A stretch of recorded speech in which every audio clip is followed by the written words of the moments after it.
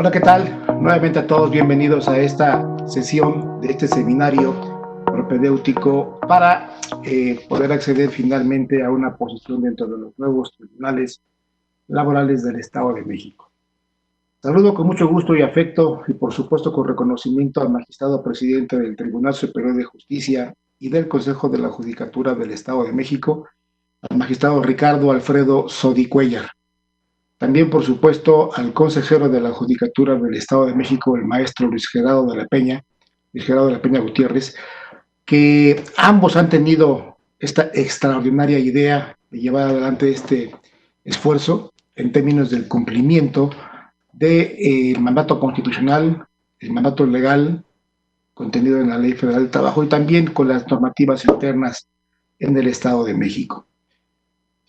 El Instituto de Posgrado en Derecho coadyuva de manera preponderante dentro de este esfuerzo.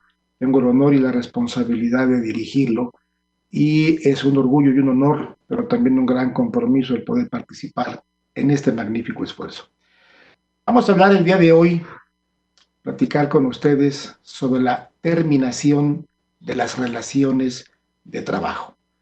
Este tema puede no ser tan amplio, puede no ser tan vasto y muy posiblemente lo abordemos de una manera tal que el tiempo de duración no sea tan prolongado.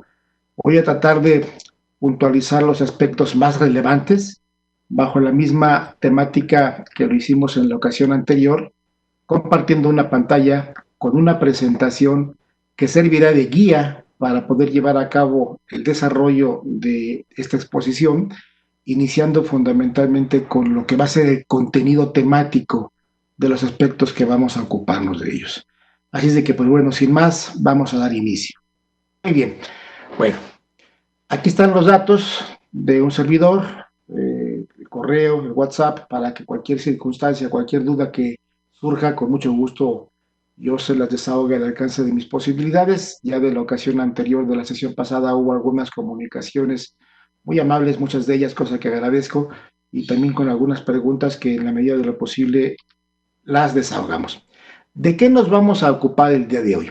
Bueno, pues vamos a seguir una metodología que nos vaya llevando de una manera guiada con un hilo conductor para ir viendo tema por tema y agotar todo lo que sobre este particular pudiéramos comprender. Vamos a ver los conceptos, las consecuencias de la terminación, sus causales, la rescisión, que ya seguramente el día de ayer ustedes lo vieron de una manera amplia y muy docta con mi amigo el maestro Carlos de Buen, algunas partes específicas, algunas modalidades específicas de terminación de la relación laboral, no muy exploradas, no muy conocidas o no muy practicadas, pero sin duda de gran importancia, como es la insumisión al arbitraje y el acatamiento del laudo, que ya los mencioné también en la ocasión anterior, el reajuste de personal, que es una figura jurídica, las causas colectivas de la terminación de la relación laboral, y al final de cuentas veremos la jubilación como una consecuencia de la terminación de la relación laboral en ciertos casos. Muy bien. Bueno, es muy simple identificar a qué nos referimos cuando hablamos de terminación de la relación de trabajo. Concretamente nos referimos a conclusión. ¿Qué es terminación? La conclusión, el fin de una relación jurídica. Y observen que hablamos de relación de trabajo y no del contrato de trabajo. La razón es que relación de trabajo es más amplio como concepto que el contrato, que implica un acuerdo de voluntades, donde el documento es una forma, es un medio de prueba de ese acuerdo de voluntades, en tanto que la relación de trabajo es la sola prestación del servicio, subordinado. Recordemos que toda prestación de servicio se presume que es de trabajo, a menos que se demuestre lo contrario. De manera pues que la relación de trabajo es un concepto más amplio que el de contrato y por eso hablamos de terminación de la relación de trabajo y no de conclusión del contrato de trabajo. Una relación de trabajo solamente se puede concluir por las causas establecidas en la ley, por ninguna otra. ¿Cuál es la diferencia entre la condición resolutoria tácita de las obligaciones sinalagmáticas, que son aquellas que son recíprocas en cuanto a derechos y obligaciones, que esta condición resolutoria tácita, que es muy propia y muy practicada en el derecho civil y que consiste en que cualquiera de las partes puede dar por concluido el contrato por el incumplimiento de la otra? Bueno, en materia laboral, recordemos que existe un principio que se llama la permanencia y estabilidad en el empleo, que es un derecho que tienen los trabajadores. Y esto significa que la relación laboral no se puede terminar más que por las causas establecidas en la ley. No queda a la voluntad de los contratantes definir, terminar una relación de trabajo en cualquier caso. Tiene que ser exclusivamente por las causas establecidas en la ley. Esa es una de las diferencias respecto de la condición resolutoria tácita contenida en las obligaciones sinalagmáticas del derecho civil. Ahí cualquier incumplimiento puede dar lugar a que se incumpla, y cuando uno incumple, el otro tampoco tiene por qué cumplir. En materia laboral, solamente por las causas que la ley establece, se puede dar por terminado el contrato o relación de trabajo. ¿Dónde se encuentra este principio? ¿Dónde está depositada esta idea de la permanencia y estabilidad en el empleo? Bueno, pues a nivel constitucional, empezando por el rango supremo dentro de nuestro marco normativo, en la Constitución Política de los Estados Unidos Mexicanos. El artículo 5 de la Constitución establece que el contrato de trabajo, como una interpretación lato sensus, solo obligará a prestar el servicio convenido por el tiempo que fije la ley, sin poder exceder de un año en perjuicio del trabajador.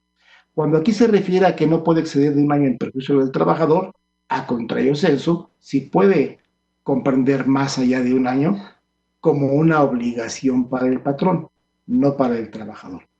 Y no puede extenderse esa obligatoriedad en el pacto de la relación laboral a la renuncia, pérdida o menoscabo de cualquiera de los derechos políticos o civiles.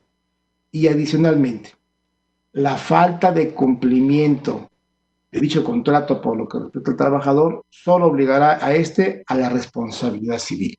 Y en la parte previa que omití leer, dice, no puede exceder de un año en perjuicio del trabajador. Es decir, el trabajador no está obligado en ningún caso a prestar sus servicios más allá de un año. Y de una manera más clara y específica, vemos en el artículo 123 de la Constitución que en su fracción 22 se establece: el patrono que despida a un obrero sin causa justificada, o por haber ingresado a una asociación o sindicato, o por haber tomado parte en una huelga lícita, estará obligado a elección del trabajador a cumplir el contrato o a indemnizarlo. Son las dos opciones que tiene el trabajador. La indemnización por despido injustificado es de 3 meses de salarios. Aquí se encuentra depositado el espíritu de la estabilidad en el empleo. El patrón no puede libremente despedir a un trabajador. Y si lo hace, está obligado a indemnizarlo si el trabajador elige esa prestación, o a cumplir con el contrato si es la elección del trabajador. Es decir, es forzoso el contrato y relación de trabajo para el patrón, no así para el trabajador. El trabajador puede renunciar en cualquier momento al contrato. Lo más que podrá tener como responsabilidad es lo que ya vimos del artículo 5 de la Constitución, que será la responsabilidad civil. No he visto en los 40 años que tengo de experiencia alguna reclamación procedente de daños y perjuicios a un trabajador por haber renunciado anticipadamente a su empleo. No la conozco, puede ser, pero la verdad es que no me parece que sea sencillo y fácil de acreditar. Y tampoco es algo que esté muy acorde actualmente al contexto de las normas y de las relaciones de trabajo.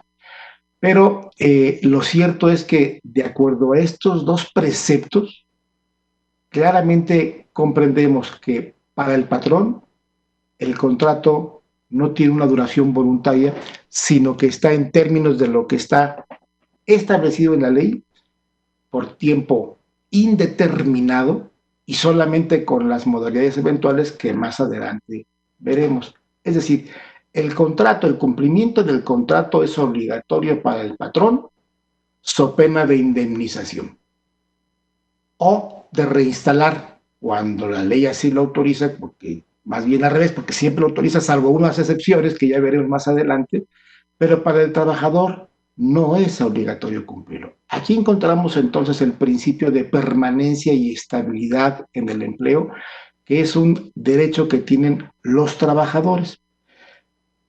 ¿Por qué es importante tener presente este principio? Porque justamente derivado de ello, las terminaciones, las diferentes formas de terminar la relación de trabajo generan consecuencias de derecho, dependiendo cada una de las modalidades, pero siempre partiendo de este principio de permanencia y estabilidad en el empleo. Debemos de tener presente que las relaciones de trabajo pueden ser por tiempo determinado, es decir, sujetas a una temporalidad que da lugar a los trabajadores eventuales o a las relaciones de trabajo eventuales. O bien que también las relaciones de trabajo pueden ser por tiempo indeterminado, teniendo también estos dos referentes las consecuencias jurídicas de las terminaciones de las relaciones de trabajo son distintas en cada situación hipotética. Enunciemos por el momento cuáles son algunas de las modalidades de terminación de la relación de trabajo. 1. Un despido injustificado. 2. Una serie de causales adicionales, como son el mutuo acuerdo entre las partes, la muerte del trabajador, la terminación de la obra, tiempo o inversión determinada. Es decir, la relación de trabajo puede estar pactada por obra determinada, por tiempo determinado, que no son lo mismo aunque se parezcan, o incluso por inversión determinada. Esta inversión determinada únicamente aplica a la industria minera, extractora de minerales, porque se explica que en esa industria la relación de trabajo está en función de que haya mineral para explotar y que cuando éste se agota, la relación de trabajo termina por concluir la materia para la cual se llevó a cabo el contrato. Esa es la única hipótesis en la que la inversión determinada puede dar lugar a un contrato de trabajo eventual. Otra de las razones por las cuales una relación de trabajo puede concluir es la incapacidad intelectual o física del trabajador que le impida continuar con su relación de trabajo. Muerte del patrón. En el inciso A mencionamos que, el inciso B, perdón, que la muerte del trabajador da lugar a la conclusión de la relación de trabajo. Cuando el patrón muere, también termina esa relación de trabajo. Vamos a verlo más adelante. La renuncia también es una modalidad de terminación de la relación laboral.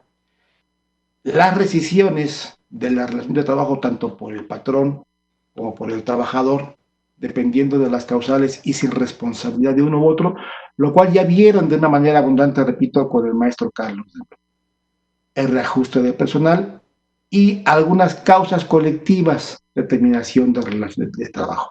De eso nos vamos a ocupar en este esquema.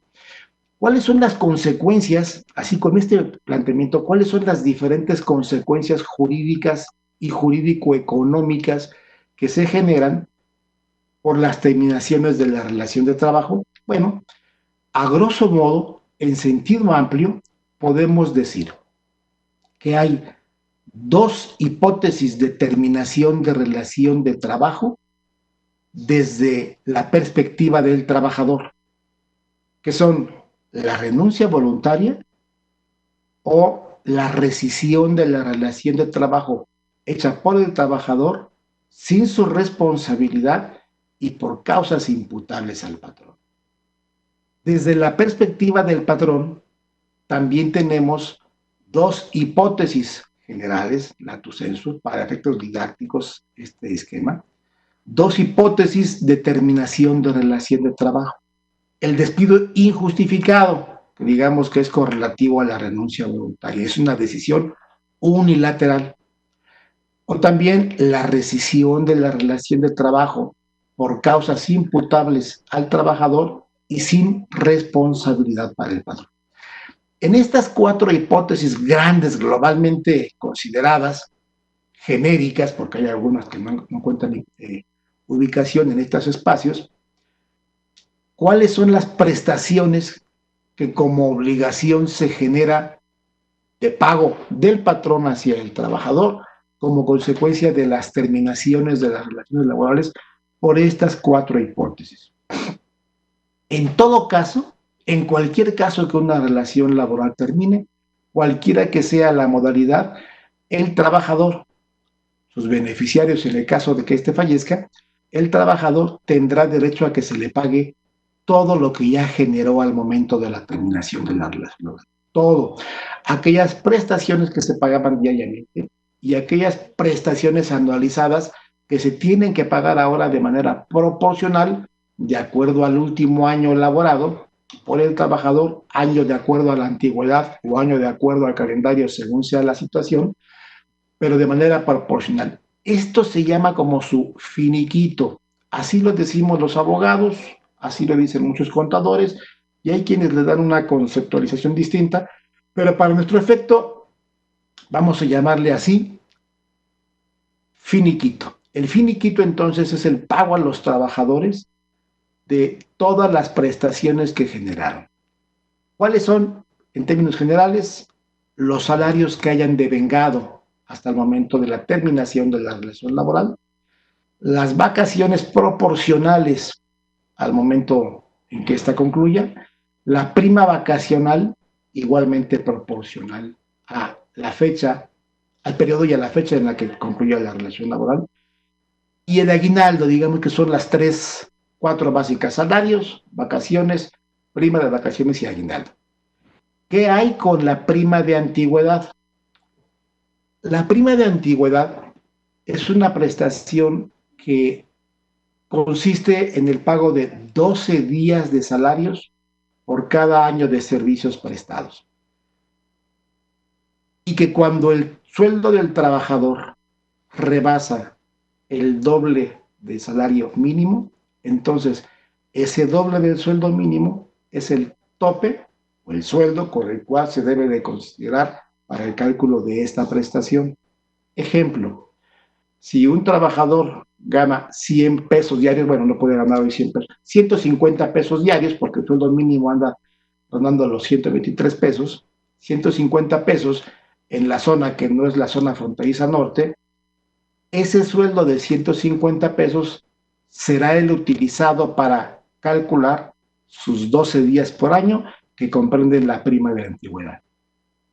Pero si el trabajador gana 500 pesos diarios, entonces tenemos que hacer el cálculo del doble de la prima de antigüedad, el doble del salario mínimo para el cálculo de la prima de antigüedad. Es decir, el sueldo mínimo actualmente es de 123 pesos con centavos, 86 o 22, no lo tengo presente. El doble entonces serían 146 pesos más los centavos, 147 redondeemos, son 247, el doble del mínimo. Si el trabajador gana 500 pesos, entonces su prima de antigüedad se paga sobre la base de ese doble del salario mínimo. En este ejemplo que estamos poniendo, si el sueldo mínimo son 123 pesos, el doble son 246, entonces esos 246 serán el sueldo que se utilice para el pago de la prima de antigüedad. ¿En qué casos procede la prima de antigüedad? El artículo 162 de la Ley Federal del Trabajo nos establece las hipótesis y los casos en los que esta prima de antigüedad establece. Y básicamente, después del análisis sintetizado de ellos, podemos concluir que procede absolutamente en todos los casos, salvo que cuando el trabajador renuncia, o sea, cuando se separa de manera voluntaria, necesita tener cuando menos 15 años de servicios para tener derecho a la prima de antigüedad. Esto significa que si el trabajador renuncia a su empleo y no reúne los 15 años de servicios, no tiene derecho a la prima de antigüedad. Solamente en consecuencia, en el caso de renuncia, se exige este requisito de antigüedad mínima de 15 años. En el resto de las modalidades en que la relación laboral termina, no se requiere esta antigüedad y por tanto siempre procede el pago de los 12 días por año. Procede cuando el trabajador da por terminada la relación laboral por causas imputables al patrón. Procede cuando el patrón separa justificada o injustificadamente al trabajador de la relación laboral. Procede, en consecuencia, en todos los casos. Solamente que en el de renuncia, el trabajador exige, cuando menos, esos 15 años de antigüedad. Si el trabajador tiene 14 años con 360 días y renuncia, no tiene derecho a ello. Si el trabajador muere, evidentemente, esta prestación y las demás tendrán que ser cubiertas a sus beneficiarios. Vamos a ver un poquito más adelante quiénes son los beneficiarios por alguna situación que está en la ley derivada de la última reforma laboral. También, cualquiera que sea la forma en la que terminan estas relaciones laborales, el trabajador tendrá derecho a que se le cubran las prestaciones que estén pactadas en sus contratos, o en el individual, o en el colectivo, si es que existe, y si es que ampara a los trabajadores, porque los empleados de confianza en términos de la ley tienen derecho a los beneficios que establece el contrato colectivo de trabajo, salvo que en el mismo, de manera expresa, se les excluya. Es valedera esta exclusión. De suerte tal que los beneficios establecidos en los contratos colectivos son aplicables a todos los trabajadores, salvo que en ellos se excluya expresamente a los empleados de confianza, quienes, por cierto, cuando esto ocurre, normalmente tienen alguna norma interna, algún reglamento que los protege y que inclusive les da, cuando menos, los beneficios del contrato colectivo de trabajo y a veces inclusive algunos adicionales. Entonces, todo lo que está establecido en el contrato colectivo de trabajo y en el contrato individual también tiene que ser pagado al trabajador cuando la relación laboral concluye, o a sus beneficiarios si es que es como consecuencia de la muerte o incluso por la incapacidad total y permanente derivado de un estado de interdicción. ¿Qué hay con los 20 días por año? Esta es una prestación que es sujeto de amplia confusión, no solamente entre quienes no son expertos en la materia jurídica, lo cual es muy natural, sino inclusive dentro de quienes practican el derecho y que practican particularmente el derecho del trabajo. En las áreas contables, en las instituciones contables educativas, enseñan inclusive a los administradores, a los contadores, que los 20 días por año son una prestación que procede y que hay que calcular y computar y pagar en los casos de cualquier tipo de terminación de relación de trabajo. Y esto no es así. Primero hay que distinguir que la prima de antigüedad son 12 días por año y que está topado en su sueldo base para su cálculo al doble del salario mínimo. Y los 20 días por año son una hipótesis diferente, donde además el sueldo con el cual se computa no está topado. Estos 20 días por año, cuando hay lugar a ellos, se pagan con base en el sueldo que el trabajador recibe al momento en el que se genera el derecho. Este cuadro lo estoy desglosando aquí en esta parte y siguiendo la misma línea de comentario, el finiquito es la suma de prestaciones que se generaron por el trabajador. Estamos todavía en esta parte de inicio, perdón. Y ya la liquidación es el pago de las consecuencias jurídicas derivadas de la terminación de la relación laboral. Finiquito es lo que ella tenía derecho a recibir y liquidación es el pago de las indemnizaciones y prestaciones producto de la terminación de la relación laboral. Voy a reubicarme en esta parte de los 20 días por año y me regreso en consecuencia a esta hipótesis para que veamos las 4 grandes modalidades de terminación de relación de trabajo. La ley establece cuáles son las prestaciones que tienen lugar cuando hay un despido injustificado. Y el artículo 48 de la Ley Federal del Trabajo establece que el trabajador que es despedido tiene derecho a reclamar a su elección o la indemnización o la reinstalación en su puesto en los mismos términos y condiciones en los que lo venía desarrollando y evidentemente más las actualizaciones y mejoras que a este le beneficien al momento de su reinstalación. ¿Dónde entonces están establecidos los 20 días por año? Pues se encuentran establecidos como parte de una indemnización en los artículos 50 y 51 de la Ley Federal del Trabajo. Voy a ubicarlos para darles a ustedes lectura. El artículo 50 establece las indemnizaciones a que se refiere el artículo anterior, voy ahorita al artículo anterior, consistirán: fracción 1, si la relación de trabajo fuera por tiempo determinado menor a un año, en una cantidad igual al importe de los salarios de la mitad del tiempo de servicios prestados. Si es superior a un año el tiempo determinado para el cual se contrató, será entonces una cantidad igual a los salarios de 6 meses por el primer año y de 20 días para cada uno de los años siguientes en que hubiera prestado servicios. Estamos hablando de las indemnizaciones a las que se refiere el artículo anterior, que voy a ir ahorita a esos casos.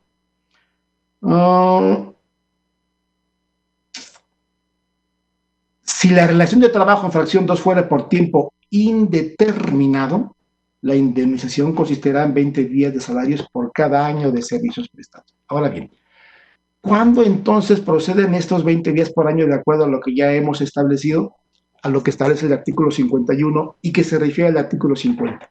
El artículo 50 establece que el patrón puede eximirse de la obligación de reinstalar a un trabajador mediante el pago de las indemnizaciones contenidas en el artículo siguiente, que es, entre otros, los 20 días por año. Entonces, ¿en qué casos el patrón se puede eximir de la obligación de reinstalar? De alguna manera los comenté yo en la ocasión pasada cuando platicamos de la insumisión al arbitraje del no acatamiento del laudo.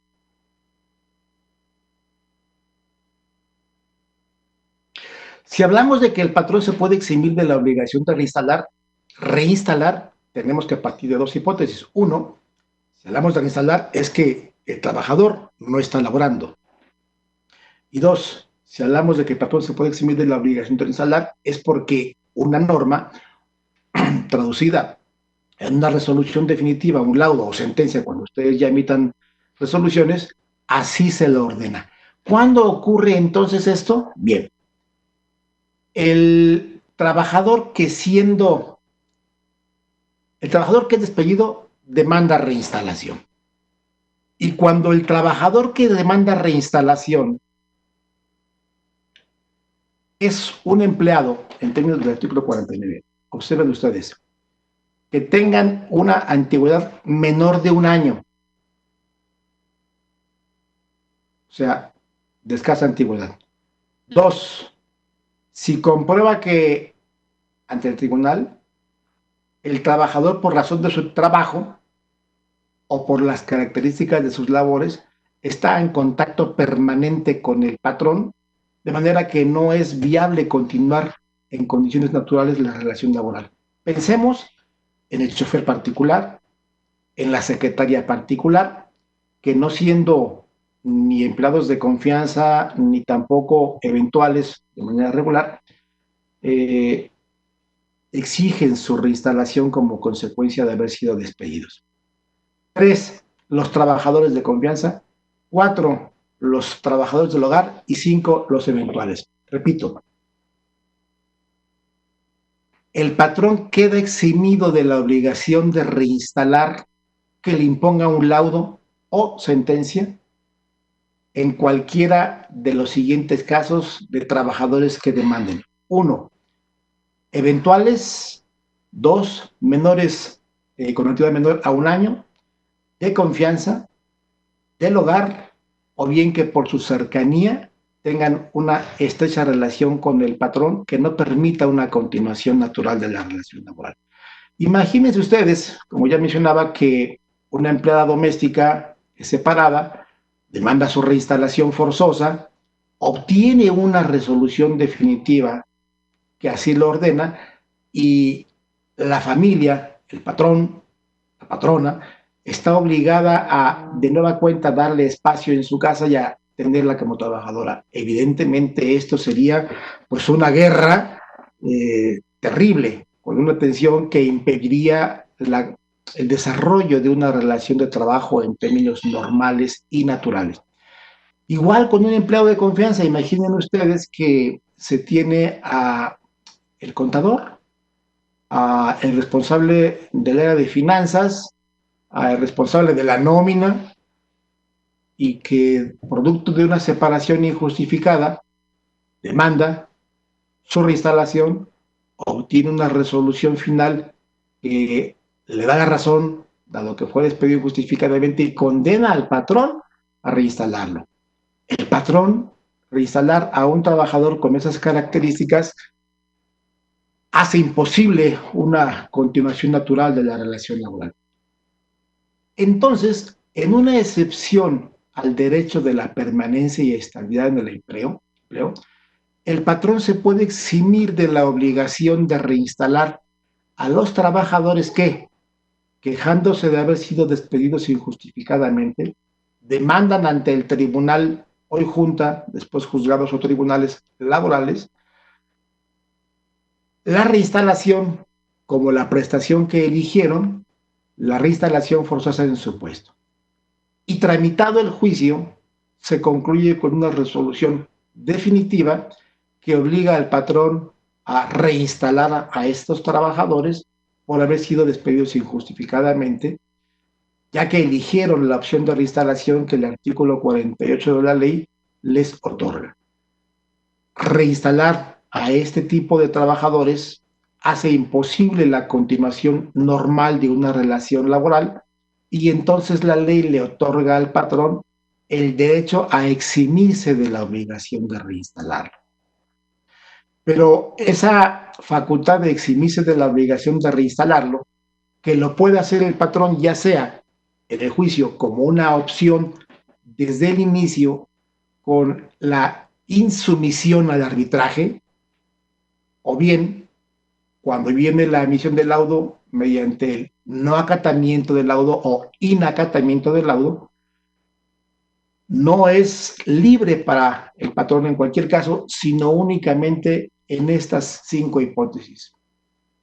Eventuales, trabajadores con una antigüedad menor a 1 año, empleados de confianza, empleados del hogar, trabajadores del hogar, o bien todos aquellos que por la cercanía de su relación con el patrón no hagan posible una continuación normal de la relación laboral. En estos casos, en estos 5 casos, el patrón puede eximirse de la obligación de reinstalar.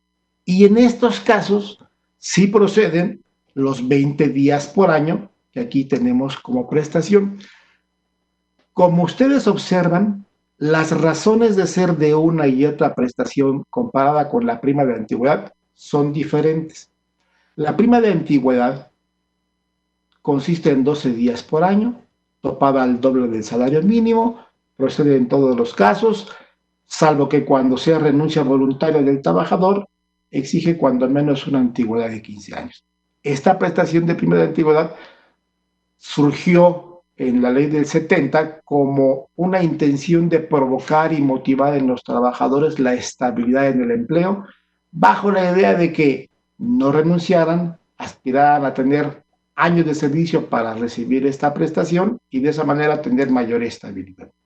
Los 20 días por año, en consecuencia, son una sanción, son una indemnización por la separación de un trabajador o bien por negarse a reinstalarlo en los 5 casos anteriores que ya hemos establecido. Tienen naturaleza diferente.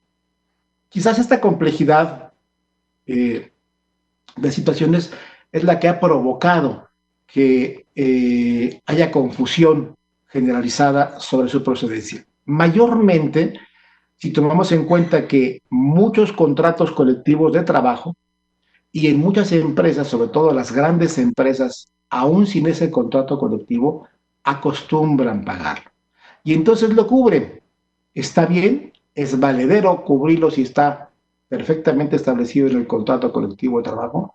Es perfectamente valedero que sea cubierta cuando la empresa así lo desea hacer y quizás inclusive genere un precedente que se haga costumbre y que haya obligatoriedad generalizada para observarlo, pero es una prestación que solamente en estos casos procede.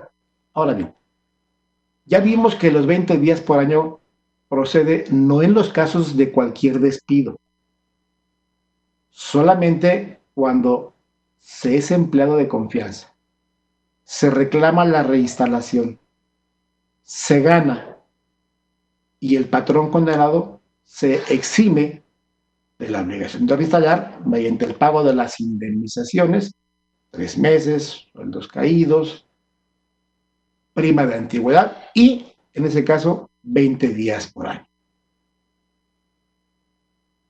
Esa es la hipótesis más típica de procedencia de estos 20 días por año en las relaciones individuales de trabajo. Ahora, en una visión global, genéricamente, ¿en qué casos proceden entonces los 20 días por año?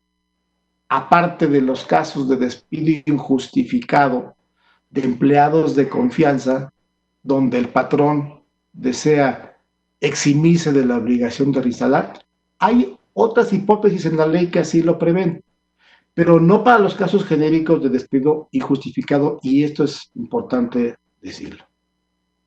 ¿En qué otros casos procede? Bueno, si el trabajador rescinde la relación de trabajo por causas imputables al patrón, tiene derecho a los 20 días por año.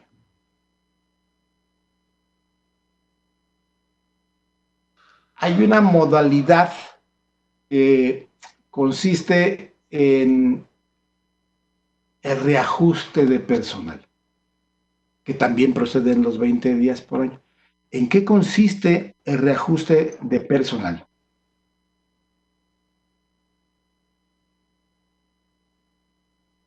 Cuando en las empresas se implementan nuevos sistemas y procedimientos de trabajo, o bien cuando por incorporar tecnologías o maquinaria que reduzca o que lleve a reducir la plantilla de trabajadores, el patrón, previo a un procedimiento que está establecido en la ley y que se llama eh, eh, conflicto colectivo de naturaleza económica, puede obtener de la Junta la autorización para el efecto de que reduzca su plantilla.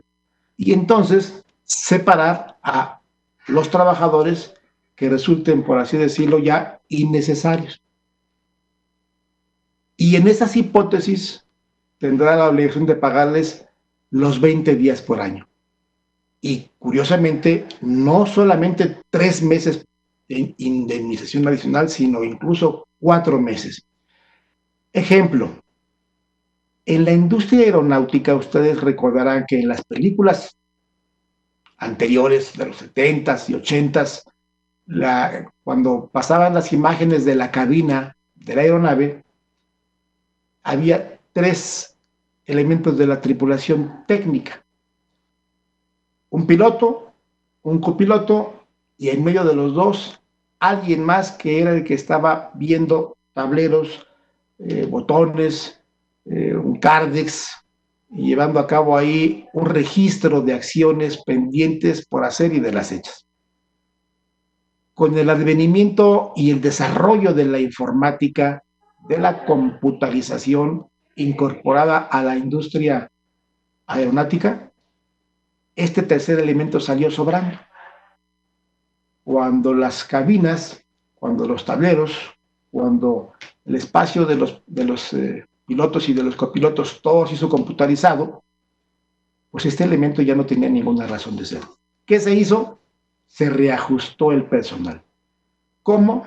Se les separó y se les cubrieron 20 días por año y 4 meses además de indemnización.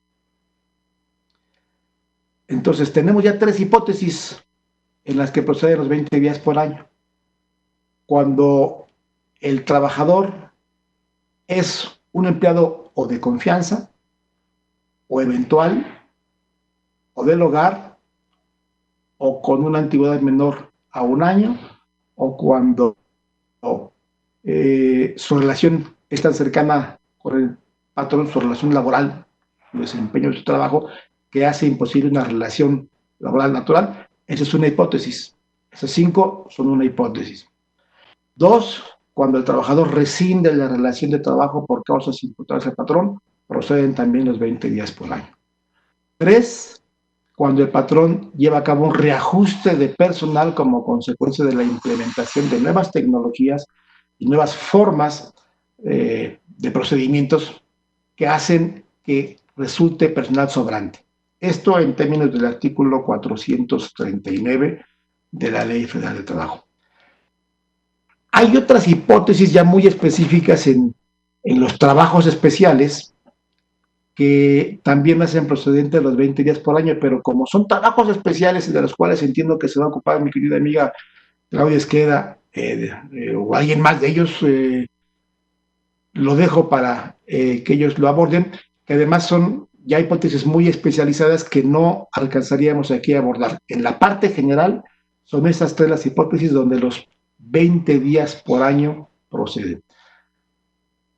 Yo me he encontrado colegas, mi contador me dice que los 20 días por año proceden porque así se le enseñaron.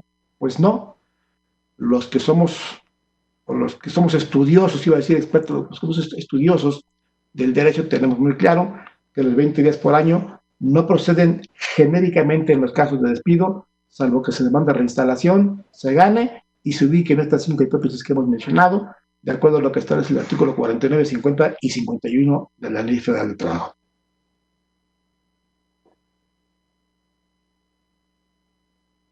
Para quienes no pudieron ver la sesión anterior, esta hipótesis también de que el patrón se insometa al arbitraje o inacate el laudo son excepciones al principio de estabilidad, permanencia en el empleo, y son excepciones también al principio contenido en el artículo 17 de la Constitución, donde el Estado tiene el monopolio de la impartición de justicia y todos los ciudadanos estamos obligados a someternos a los tribunales para resolver nuestras diferencias.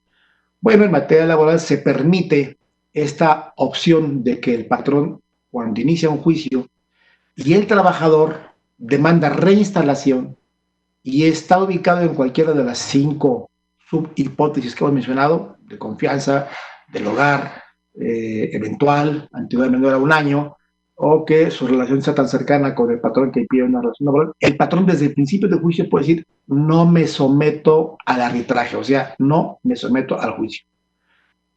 Previo a un incidente donde debe de acreditar que efectivamente el trabajador está ubicado en cualquiera de estas 5 hipótesis, la Junta puede concluir diciendo, resolviendo: es correcto, se te autoriza el no someterte al arbitraje, es procedente y por tanto se te condena, se te obliga al pago de 3 meses, 20 días por año, 12 días por año el doble del mínimo y el resto de las prestaciones. O bien, si no lo hice ahí, sino que se siguió todo el procedimiento, pensé yo, patrón, que podía tener una resolución favorable y al final de cuentas no la obtengo, ahí entonces, si no lo hice al principio, lo puedo hacer acá y decir, ok, ya fui condenado, ahora no acato el laudo en cuanto a la obligación de reinstalar porque el actor o actora se ubica en en cualquiera de estas 5 circunstancias y está acreditado además en el juicio porque así fue resuelto de acuerdo al material probatorio que se aportó. Entonces, en estas hipótesis, el patrón, igualmente, en términos de los artículos 49, 50 y 51, se puede eximir de la obligación de reinstalar mediante el pago de estas prestaciones. A nivel constitucional, esto está autorizado por la fracción 21 del apartado A del artículo 123 de la Carta Magna, por lo que esta excepción al principio contenido en el artículo 17 sobre la impartición de justicia y el monopolio por el Estado, encuentra congruencia en un caso de excepción también a rango constitucional y por tanto es perfectamente valedero. Muy bien, ya vimos en consecuencia toda esta parte relacionada con lo que es el finiquito, cuáles son las prestaciones a las que tiene derecho a recibir un trabajador, lo que son aguinaldo, vacaciones y prima de vacaciones, que son prestaciones que se pagan y disfrutan de manera anual. Si a la fecha en la que se concluyó la relación laboral el trabajador no las había disfrutado, tiene derecho a que se le paguen de manera proporcional al tiempo anualizado que esté pendiente de cubrirse al momento de la terminación de la relación laboral. Y un trabajador que es despedido tiene derecho a una indemnización de 3 meses de salarios, a los salarios vencidos hasta por el importe de un año y posteriormente al 2% de 15 meses de sueldo. ¿De dónde sale este aspecto? Bueno, partiendo de la base de que existe el principio de permanencia y estabilidad del empleo, cuando este vínculo laboral es roto sin la voluntad del trabajador y es producto de un acto injustificado de parte del patrón, es un despido injustificado. O bien el trabajador rescinde la relación laboral por causas imputables al patrón, el trabajador que demande, ya sea su reinstalación o su indemnización, tiene derecho a recibir los sueldos vencidos. ¿Cuáles son los sueldos vencidos? Son los que se generan durante todo el tiempo que el juicio transcurre hasta que se paguen las indemnizaciones. Esto era de origen, ese era el sentido natural. Sin embargo, se vino reformando la ley y en el año de 2012, en la reforma laboral del último de noviembre, principios de diciembre del año 2012, se reforma la ley y se limita la generación de los sueldos vencidos. Sueldos vencidos o sueldos caídos, como también se les conoce, aunque la ley solamente habla de sueldos vencidos. La que habla de sueldos caídos es la Ley Federal de los Trabajadores al Servicio del Estado. Una distinción semántica que no tiene mayor trascendencia. Ambos se generan por el transcurso del tiempo de los días que no se pudieron trabajar por causas imputables al patrón. Entonces, cuando en el año 2012 se reforma la Ley Federal del Trabajo, se modifica el periodo de su cómputo, la forma de computarlo, dice la exposición de motivos y también la jurisprudencia que lo validó, se conserva la prestación, se establece una forma diferente de computarlos y ahora es de un año al 100%, y después del primer año, si el juicio no ha concluido o el patrón no ha pagado, entonces tiene obligación de pagar el 2% de 15 meses de salario. ¿De dónde sale esto? Cuentan quienes estuvieron en esas discusiones que partían de la base de que en los juicios frecuentemente, muy frecuentemente decían ellos, se alargaban para acrecentar el monto de la condena producto de la generación interminable de sueldos caídos. Y que esto estaba impactando, decían, en la viabilidad de las empresas, particularmente en las pequeñas y medianas empresas, que un juicio laboral podía llegar a hacerlas quebrar o bien olímpicamente desaparecer. Que los abogados litigantes que asesoraban trabajadores tenían esa tendencia para incrementar también el monto de sus honorarios, porque los abogados de los trabajadores cobramos un porcentaje de lo que se obtenga, estoy diciendo trabajadores y patrones. Y bajo esa tónica injusta, justa por completo, porque a quien se afecta en primer lugar es al trabajador. Y en segundo lugar, es inexacto que los trabajadores o sus abogados alarguen indefinidamente los juicios, dado que lo más importante es cobrar, no alargarlos. Y pues tan fácil, si yo patrón tengo un juicio que voy a perder, en lugar de alargarlo, pues vengo, me allano y pago. Pero bueno, razones más, razones menos, lo cierto es que se dijo, hay que ponerle un tope a los salarios. Y entonces una voz dentro de esas reuniones dijo, pues hay que toparlo a 6 meses. Y alguien me dijo, es muy poco y va a provocar un levantamiento de orden social. Y entonces alguien me dijo, bueno, pues entonces hay que duplicarlo, pongámoslo a 1 año.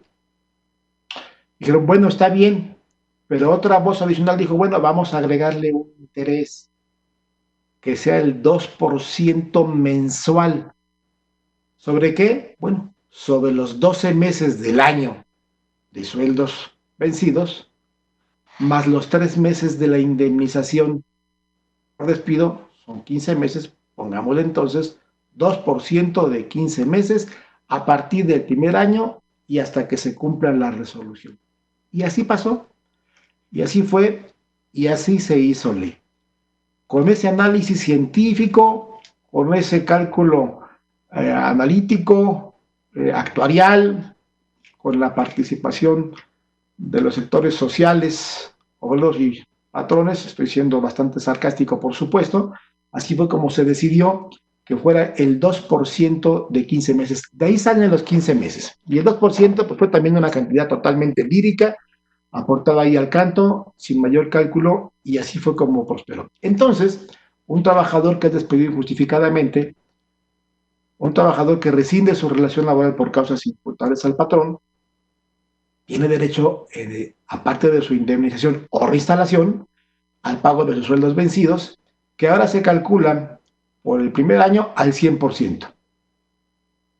Y si al vencimiento del año no se ha cumplido el laudo, o no se ha concluido el juicio, entonces a partir de ese instante se calculan al 2% mensual sobre la base de 15 meses de salarios.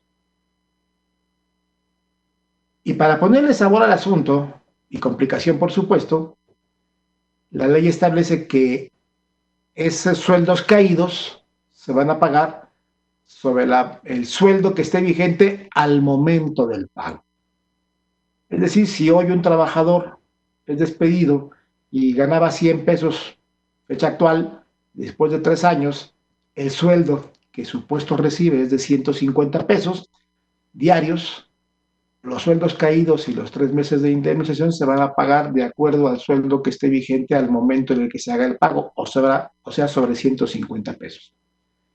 Y esto complica su cálculo porque al primer año no sabe uno realmente cuánto es lo que va a valer el monto de los sueldos caídos porque todavía no está finalizado su pago para tener el sueldo último base del cálculo de la prestación.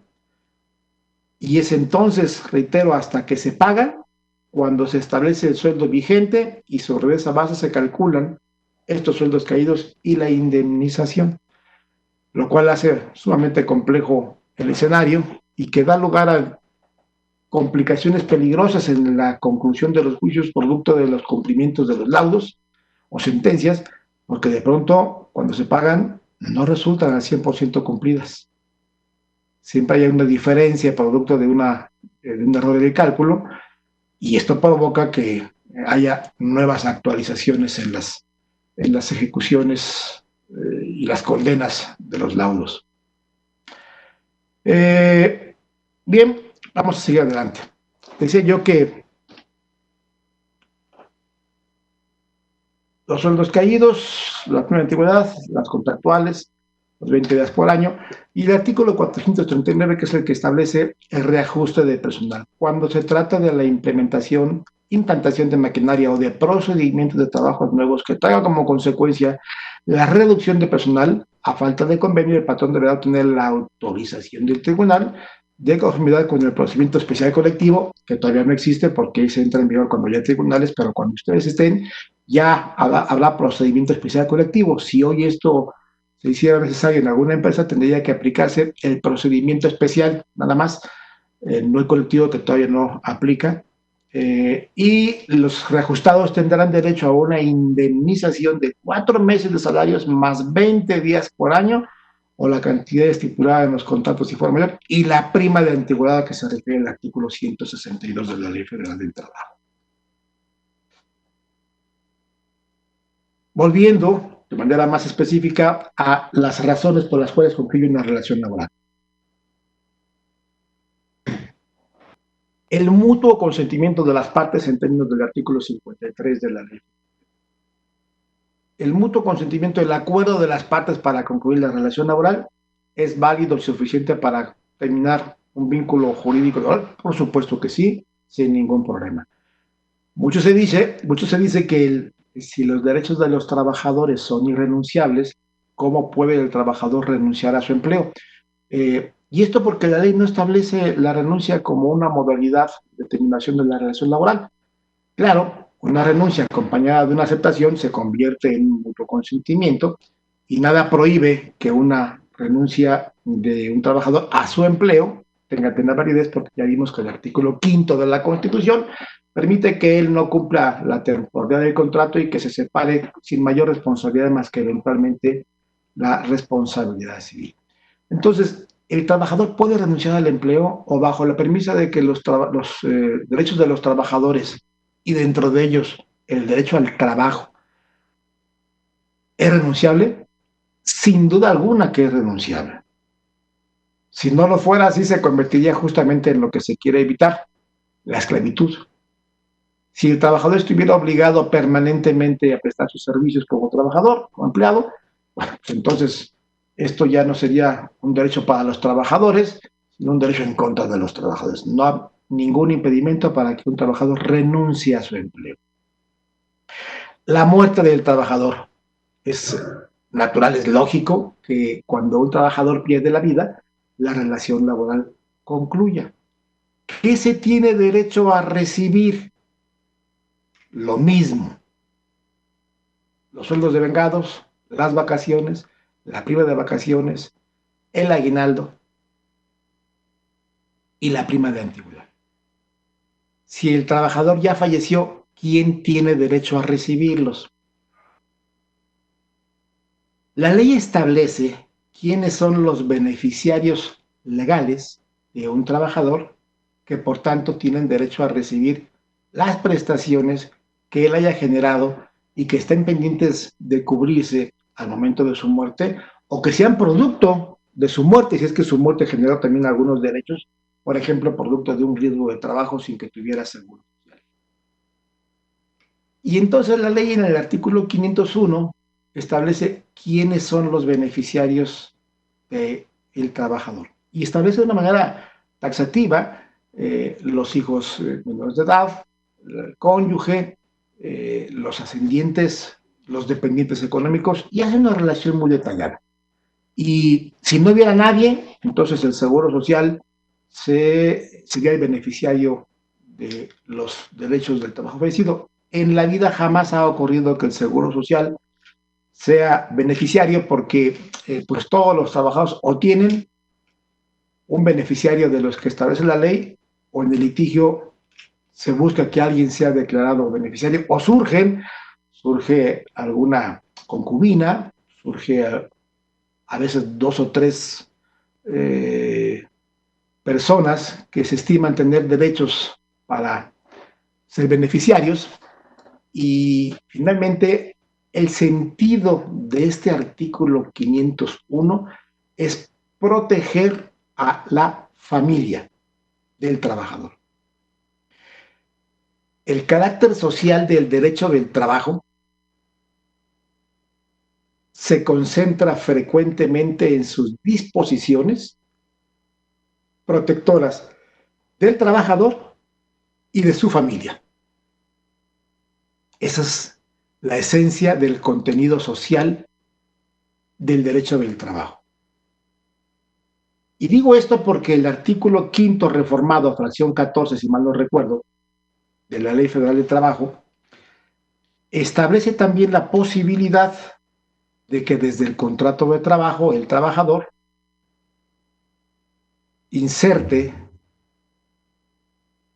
no sé, quito y cuál es, inserte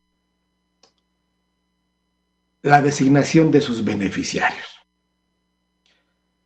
Y pareciera que esta disposición que autoriza al trabajador a designar a sus beneficiarios le da una libertad absoluta. Es el artículo 25 en la fracción 10ª reformada en el año 2002.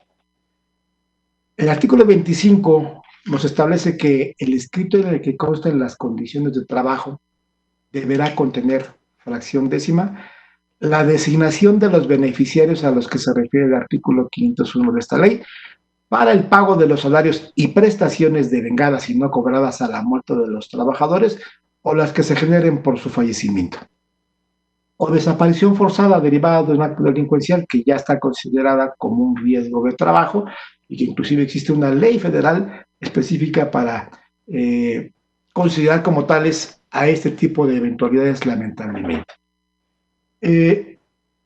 Entonces, la gran disputa que se ha generado inclusive en los foros laborales es esta facultad que el trabajador tiene contenida en el artículo 25, fracción 10ª de la Ley Federal del Trabajo, para designar a sus beneficiarios, ¿es abierta? ¿Es libre? ¿Es total? ¿Se privilegia, ahora sí, su libre voluntad para designar a sus beneficiarios, como ocurre, por ejemplo, en el derecho civil? Ya no opera la restricción con contenido social y protector hacia la familia para que sean estos y los dependientes económicos quienes reciban los beneficios pendientes de pago a la muerte del trabajador. Y es una discusión inacabada. Yo lo que considero, y es mi punto de vista muy personal, es lo siguiente.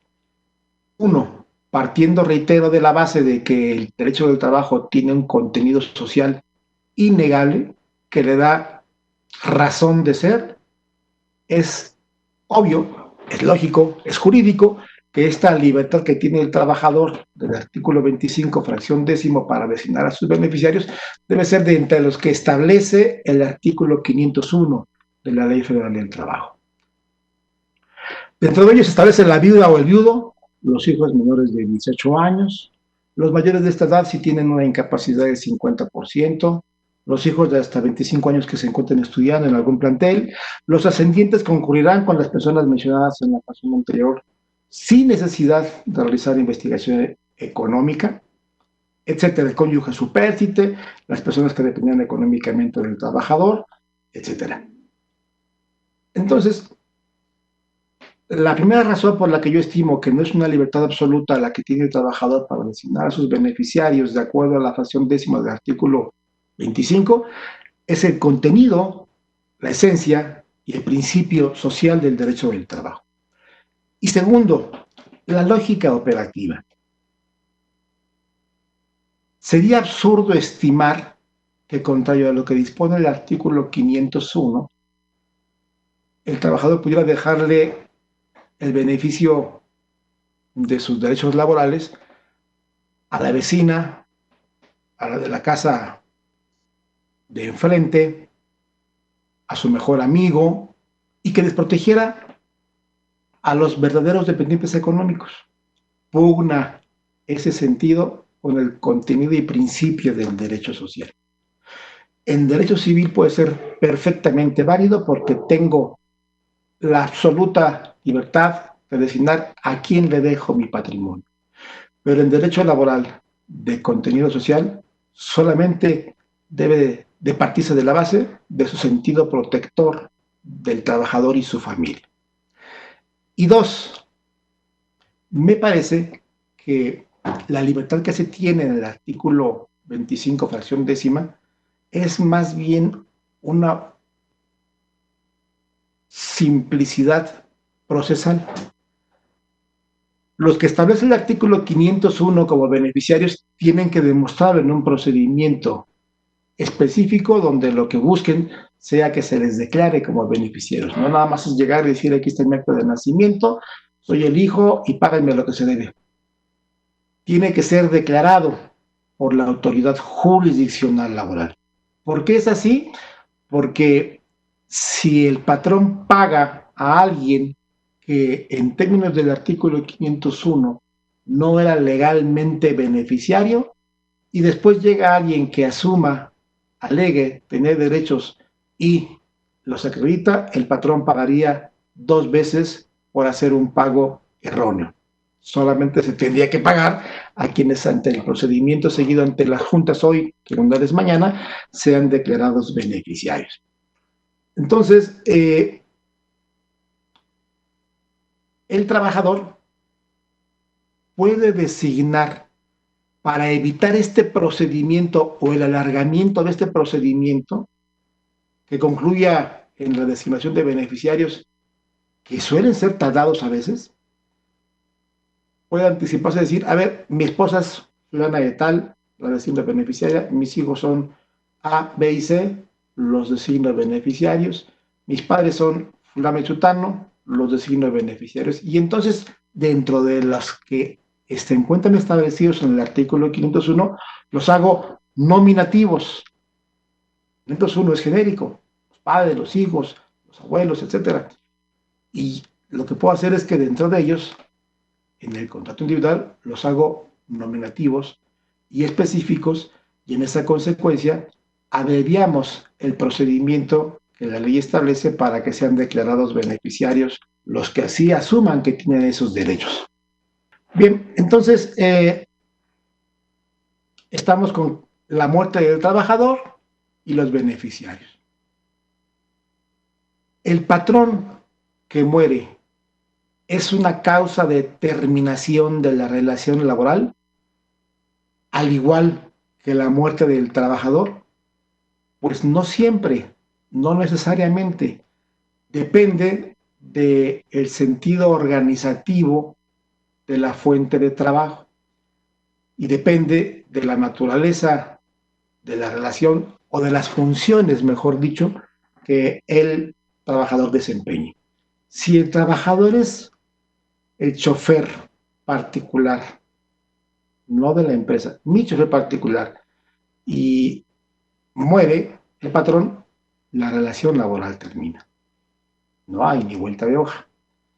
Hablemos de patrones personas físicas, porque cuando hablamos de personas morales, la muerte es la quiebra, o como hoy se le denomina,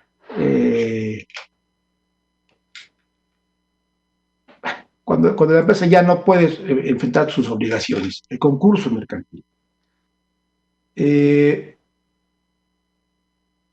Si la persona física patrón muere, habría que analizar el sentido organizativo de la fuente de trabajo. Si la fuente de trabajo puede continuar y de hecho continúa aún sin la presencia del original patrón dueño, porque llegan los hijos, porque continúan la fuente de trabajo funcionando los hijos, los tíos, la mamá, la esposa, qué sé yo, entonces la relación laboral no concluye con la muerte del patrón. Podemos decir en consecuencia que la relación laboral concluye por la muerte del patrón cuando la prestación del servicio es personal hacia la persona del patrón, cuando es directo hacia la persona del patrón. De lo contrario, la relación laboral puede continuar sin ningún obstáculo. La terminación de la obra o vencimiento del término o inversión del capital para el que se llevó a cabo el contrato. Bueno, como hemos dicho, la relación laboral debe ser de manera, como una regla general, por tiempo indeterminado, producto del derecho a la permanencia y estabilidad del empleo. tiempo indeterminado. Y solamente cuando la ley autoriza la celebración de contratos eventuales, al terminar la eventualidad, la relación concluye sin responsabilidad para ninguna de las partes. Puede ser por tiempo determinado. Ejemplo, se puede contratar por 45 días para cubrir la vacante temporal provocada por una incapacidad por maternidad o por enfermedad o por algún accidente o riesgo de trabajo de quien ustedes piensen. Entonces, la ley autoriza que se lleve a cabo un contrato por tiempo determinado. Las limitaciones a la temporalidad, cualquier disposición que restrinja el tiempo indeterminado en el contrato, tiene que estar necesariamente autorizado en la ley y justificado. Es decir, yo no puedo contratar por 3 meses a mi gusto a Juan Pérez, ni por 1 mes, ni por 2, pues porque así me nació hacerlo, porque así me conviene hacerlo. Eso no es operativo, no es valedero. Necesito que la causa que justifique el que yo contrate de manera eventual exista y que la ley lo disponga. Cuando la ley autoriza la eventualidad del tiempo de duración del contrato, debe justificarse. Obra determinada, igualmente. La obra determinada solamente la autoriza la ley cuando se justifica y se demuestra, vamos. Si yo soy una constructora y voy a llevar a cabo la construcción de un edificio de 20 pisos y contrato gente para que participe en esa obra, puedo válidamente contratarlos para la celebración de esa obra o partes de esa obra, justificando que mi necesidad surge del contrato de obra que tengo para la celebración del mismo y de acuerdo a los tiempos y programas de su construcción. Ahí la ley autoriza la celebración de contratos por obra determinada, distinto obra, distinto tiempo. Hoy hay ya algunas modalidades adicionales de contratos eventuales, producto también de la reforma del año 2012, que no tuvieron el impacto que se esperaba de promover el empleo.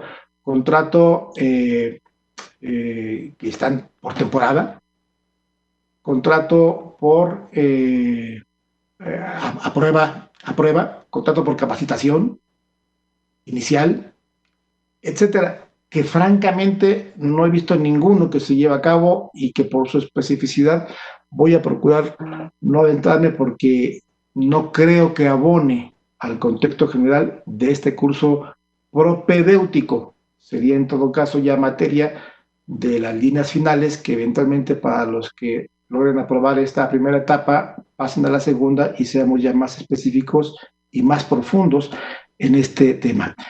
La inversión de capital, ya la comenté, que solamente se autoriza en aquellas hipótesis donde existe la industria minera, extractiva de minerales, que es la única hipótesis donde se autoriza un contrato de trabajo sujeto a la inversión de capital, o sea, hasta donde alcance el dinero.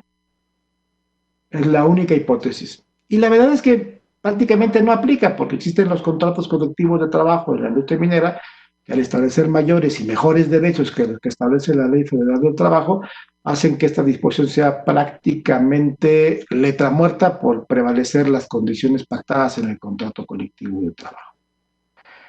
La incapacidad física o mental o inhabilidad manifiesta del trabajador que haga imposible la prestación del trabajo. La incapacidad física deriva o puede derivar de las actividades del trabajo o las relacionadas con él, que serían los accidentes de trabajo, o por aspectos ajenos al trabajo. Son enfermedades no profesionales o riesgos no profesionales.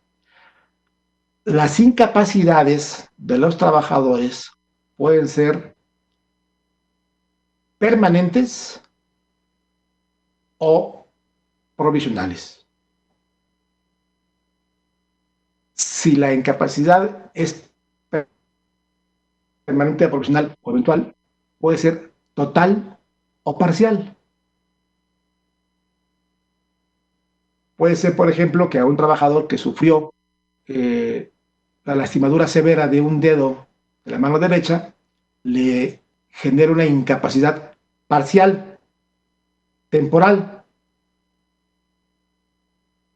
que no lo va a inhabilitar para desempeñar el trabajo, cuando menos no de manera definitiva. Porque si el dedo de la mano derecha que le lastimó es el que utiliza porque es mecanógrafo, estenógrafo, entonces sí le imposibilitará para desempeñar su trabajo mientras tenga ese dedo lastimado. Y esta incapacidad temporal, puede ser parcial o total. Si es definitiva, igual, puede ser parcial o total. Las causas que generan la terminación de la relación laboral deben ser consecuencia de una incapacidad física o mental total que imposibiliten al trabajador desempeñar el trabajo en la empresa que está desempeñándose. Ya no puede trabajar, entonces ya la relación laboral se hace insostenible, imposible y tiene que concluir. En esos casos la indemnización es de un mes de sueldo y siempre, como siempre, la prima de antigüedad. Pero ¿qué pasa con los trabajadores que están inscritos en el Seguro Social, afiliados al Seguro Social? Bueno, el Seguro Social en materia de riesgos de trabajo se subroga en las obligaciones de los patrones como cualquier otro seguro y absorbe las mismas. No paga indemnizaciones el Seguro Social, paga incapacidades, paga subsidios. De manera que cuando el trabajador está afiliado al Seguro Social, bueno, pues las partes producto, los riesgos del trabajo, las indemnizaciones, las consecuencias de un riesgo de trabajo serán absorbidas por el Seguro Social.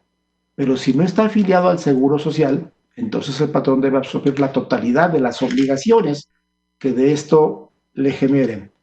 Si el trabajador muere, por cierto, como consecuencia de un riesgo de trabajo, es decir, dentro de la empresa, o en trayecto de su casa al trabajo o del trabajo a su casa, o como consecuencia del trabajo, el patrón tiene obligación de pagarle 1,095 días de indemnización al doble del salario mínimo. Pero si tiene seguro social, el seguro social se subroga, o sea, absorbe las obligaciones del patrón. Por eso es importante afiliar a los trabajadores ante el seguro social. ¿Qué pasa si un trabajador no es afiliado al seguro social? Tiene derecho a exigir al patrón que lo inscriba de manera retroactiva y que pague las cuotas sobre patronales omitidas. Y aquí se genera un problema muy interesante. Si un trabajador no, si un patrón no afilió a un trabajador ante el Seguro Social y el trabajador sufre un riesgo de trabajo que le provoca la muerte, hay dos obligaciones entonces de diferentes planos. Los beneficiarios del trabajador tendrán derecho a reclamarle al patrón los 1,095 días de indemnización, más la primera antigüedad, por la muerte del trabajador como una consecuencia de un riesgo de trabajo, es decir, que ocurrió con motivo o en el desempeño de su trabajo. Pero también existía la obligación del patrón de afiliarlo ante el Seguro Social de pagar las cuotas sobre patronales para que el seguro después, inclusive, cuando un trabajador fallece, pueda otorgar una pensión por viudez o por orfandad a la esposa o concubina o a los hijos del trabajador fallecido. La pregunta es, entonces, los beneficiarios del trabajador fallecido pueden reclamar al patrón el pago de la indemnización y de manera simultánea pedirle también al trabajador, a través de la junta, que sea obligado al patrón, que sea obligado a que afilie al trabajador fallecido ya de manera retroactiva para que el seguro entonces pague las pensiones correspondientes. Pues sí, no hay impedimento. Es como las obligaciones derivadas de un ilícito o de una falta administrativa. Una es la responsabilidad administrativa o civil y otra es la responsabilidad penal y una no exime de la otra. Así es de que se pueden dar esas dos hipótesis. No doy ideas, les digo nada más para que ustedes sepan qué es lo que tendrían que hacer en este tipo de casos. Entiendo que ya magistralmente Carlos de Bueno el día de ayer les platicó a ustedes sobre las causas de rescisión de la relación laboral y yo tenía contemplado platicarles también sobre ese tema, razón por la cual mi tema se acortó de manera sensible, pero no quisiera dejar de hacer cuando menos algunas puntualizaciones que seguramente serán en abundancia de lo que ya hizo Carlos de Bueno. En términos del artículo 46 de la Ley Federal del Trabajo, trabajador y patrón pueden rescindir en cualquier tiempo la relación laboral, sin incurrir en responsabilidad, derivado de una causa justificada, imputable a la otra parte de la relación laboral. Solamente se puede rescindir por las causas que expresamente establece la Ley Federal del Trabajo, por ninguna otra. En los contratos individuales o colectivos no se pueden ampliar las causales de rescisión. No se puede establecer, por ejemplo, que si la ley establece que es causa de rescisión de la relación laboral imputable al trabajador sin responsabilidad para el patrón, faltar más de 3 días en un periodo de 30 días, no se puede hacer válido que digan, ahora va a ser a partir del segundo día. No se puede. No se puede establecer ahí que el día que no traiga el uniforme tengo facultades para rescindirlo. No se puede. Solamente las que establece la ley. No se pueden ampliar. Sí se pueden matizar, se pueden ajustar, pero a favor del trabajador y nunca a favor del patrón. ¿Por qué? Por el contenido social del derecho del trabajo, que es protector de la clase trabajadora. Ejemplo, la ley establece únicamente en el artículo 47 cuáles son las causales en las que un patrón puede tomar la decisión de rescindir su relación laboral con el trabajador y por causas imputables a este, sin la responsabilidad del patrón. Por cierto, es una facultad, no es una obligación. La puede ejercer o no la puede ejercer. Entonces, la ley establece esas causales y como requisito establece que se tiene que entregar un aviso del cual más adelante hablaré. Pero hasta ahí. Sin embargo, en los contratos colectivos de trabajo donde el sindicato es activo, es verdaderamente organizado, representativo de los trabajadores y ha buscado mejorar sus condiciones laborales, frecuentemente en muchos contratos colectivos y a veces hasta en exceso, se establece en protección del trabajador que antes de rescindirlo se lleva a cabo un procedimiento administrativo de investigación del mismo, donde tenga el trabajador el derecho a ser citado con cierta anticipación, dándole a conocer los motivos de la rescisión, bueno, del procedimiento, la falta imputada, derecho de que asista un delegado sindical o un representante del sindicato, de manera que si estos presupuestos no se llevan a cabo, el despido tiene que entenderse como injustificado. Y esto es perfectamente válido.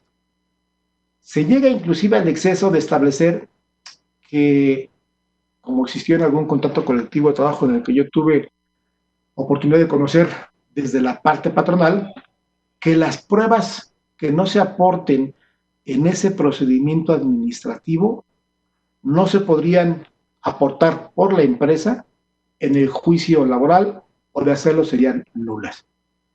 Y es válido.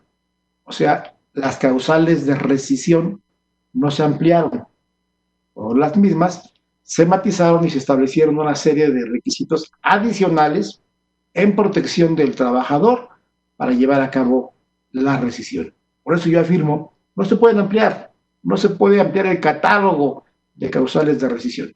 Se pueden matizar, se pueden restringir inclusive, se puede establecer, esta no será causal de rescisión y es perfectamente válido en favor del trabajador. Recordemos que el plazo para rescindir para terminar la relación laboral como consecuencia de una causal imputable a la contraparte es de un mes. ¿A partir de cuándo? O a partir de que se tenga conocimiento de la causal, o a partir de la fecha en la que se concluyó con el procedimiento administrativo que establezca la normativa interna en el centro de trabajo. Debe existir un aviso de rescisión de la relación. No sé si, supongo que sí, Carlos de Buen lo abordó, pero me parece que este es un aspecto que es imperdible, que necesitamos abordar. Históricamente, la ley de... Tenemos únicamente en la historia de México dos leyes federales del trabajo. La inicial de 1931, que fue abrogada por la ley de 1970, y nada más. La ley de 70 es la que hoy tenemos vigente, que fue modificada de manera muy importante, especialmente en la parte procesal y en el aviso de rescisión en 1980, que sufrió otra reforma significativa últimamente en el año 2012. En la ley de 70 originalmente se establecía la obligación del patrón de entregarle un aviso al trabajador de la fecha y causa de su rescisión. Y nada más. Una norma imperfecta que carecía de una sanción específica expresa por el incumplimiento a tal deber, y entonces los criterios de los tribunales colegiados en materia de amparo fueron verdaderamente encontrados. Algunos establecían que no había ninguna sanción, porque la ley no lo establecía, y otros decían que no estando en la ley era de acuerdo a una interpretación exegética y que por tanto debe tenerse el despido como injustificado y por ende condenar al patrón al pago de las prestaciones reclamadas derivadas de un despido. La reforma de 80 subsanó de una manera muy significativa esta disposición y estableció que la falta de entrega del aviso al trabajador o a la junta generaba que el despido se tuviera por injustificado. Y la jurisprudencia agregó que para acudir a la junta a dar el aviso de rescisión, primeramente tenía que acreditarse que se intentó entregar el aviso al trabajador y que solamente ante la negativa de esto se podía acudir a la Junta de Conciliación y Arbitraje a entregar el aviso. Se hizo terriblemente complejo el rescindir una relación de trabajo, porque habría que acreditar como presupuesto que se intentó entregar al trabajador el aviso. Uno. Dos, que éste se negó a recibirlo. Tres, que ante su negativa, dentro de los 5 días siguientes a esa negativa, acudía a la junta competente pidiéndole que le notificara al trabajador la rescisión y para ello debía dar el domicilio del trabajador. Si alguno solo de estos puntos no se acreditaba, el despido se tenía por injustificado. ¿Qué pasó? Pues que las rescisiones cayeron en un absoluto desuso. Y entonces sobrevino una figura que provocó otro efecto pernicioso y la enorme acumulación de procedimientos. La prevalencia, la magnificación del ofrecimiento del trabajo como una modalidad de defensa que invertía la carga de la prueba para que no fuera el patrón quien tuviera que soportar el deber de acreditar sus defensas, sino que fuera el trabajador quien tuviera que acreditar el despido que alegó. ¿Cómo operaba esto?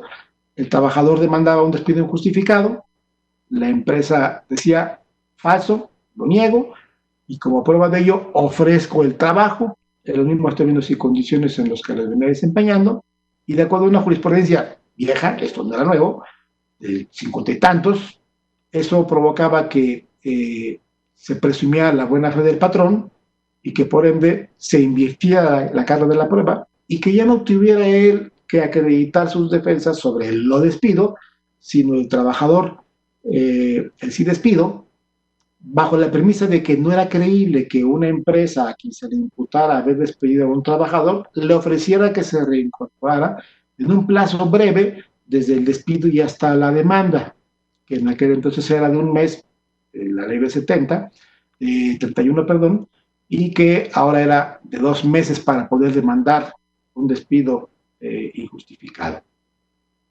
No se confunda con el mes. El mes es para rescindir y los 2 meses es para demandar por despido injustificado. Entonces, esto provocó que se generara un círculo perverso. Trabajador demanda por un despido injustificado y el patrón, como no tengo manera de acreditar la rescisión, mejor digo que no lo despedí, niego el despido, ofrezco el trabajo, se reinstala el trabajador, el juicio sigue, porque no se acabó, nada más se reinstaló y continúa el juicio por el resto de las prestaciones reclamadas, como son sueldos caídos y demás, y esa reinstalación da lugar a un segundo despido y a un segundo juicio, y luego a un tercer juicio, y luego un cuarto juicio, y hasta 5 juicios. Y esto multiplicó de manera significativa las estadísticas, las actividades de las juntas, las actividades de los abogados, los gastos de todos, los riesgos de todos. Multiplicaba riesgos.